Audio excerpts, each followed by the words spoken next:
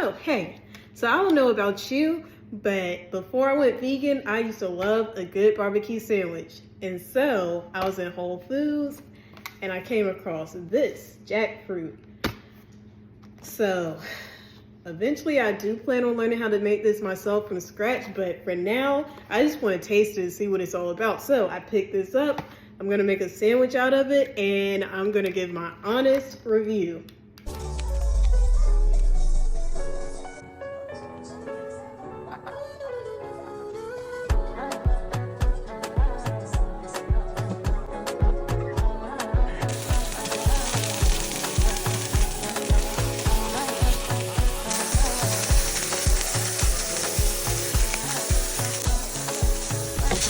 This is crazy how this looks like some real meat.